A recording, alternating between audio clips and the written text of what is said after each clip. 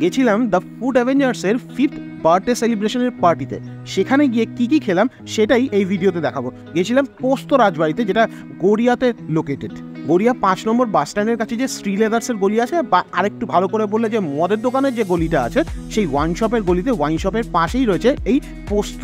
ভূতের রাজা দিলবরেরই আরেকটা ইউনিট। ভেতরটা খুব সুন্দর করে সাজানো, অনেক বড় জায়গা, অনেকে একসাথে বসতে পারে।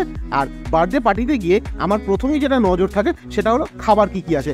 সবকটা উল্টে উল্টে দেখে নিলাম, বেশ অনেকগুলো ডিশ আছে।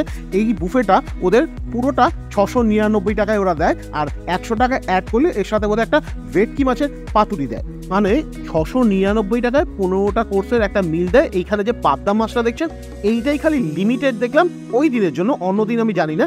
ওই দিনের জন্য একটা পিস, আর বাকি এই যে খাসি থেকে শুরু করে রুই মাছ, ডিমের ডেভিল, সব কিছুই আনলিমিটেড। এই যে কেক কাটার পর্ব চলছে, যতই কেক কাটার পর্ব চলুক, আমি যখন লুচি আর খাসির মাংস দেখে নিয়েছি, আমার আর মন এই কেকের দিকে নেই। অনেস্টলি বলছি, ভদ্রতার খাতিরে অতক্ষণ ওয়েট করেছিলাম এই যে কেক কাটার ফর্মালিটিটা পূরণ হচ্ছে, আর তারপরেই আমি ঝাঁপিয়ে পড়েছি খাবারের দিকে।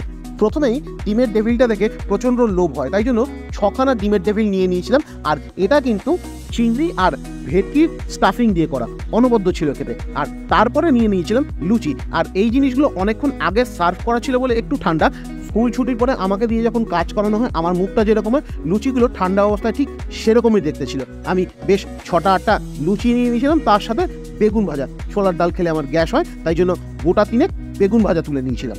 তারপরে এঁচোড় কালিয়া আলুর দম ছিল, ওদিকে আর হাত লাগাইনি। মানে খাসির মাংস থাকতে কোন পাগলে আলুর দম আর এঁচোড় খায় বলুন তো? হ্যাঁ, আমি মাছের অত ভক্ত না, তাই জন্য দই কাতলা আর পাবদা মাছটা স্কিপ করেছি।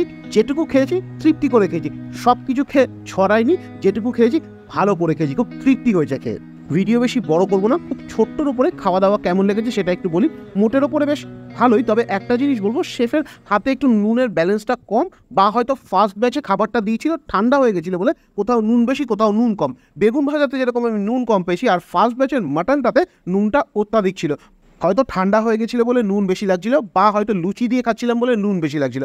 পোলাও বা ভাত দিয়ে খেলে অতটা অসুবিধা হয়নি। আর সেকেন্ড ব্যাচ যখন রিফিল করলো সেটা ঠিকঠাকই ছিল। আর এরপরে খেয়েছি পায়েস আর কমলাভোগ।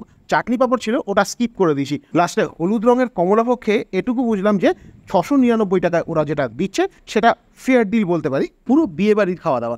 এখন বিয়েবাড়িতে পার প্লেটের কস্ট মোটামুটি 1000 টাকার ওপরেই হয়। সেই জায়গায় আমি যখন 700 টাকায় এই জিনিসটা পাচ্ছি, তখন ভালো তো বলতেই হবে। Thank you for watching, tata.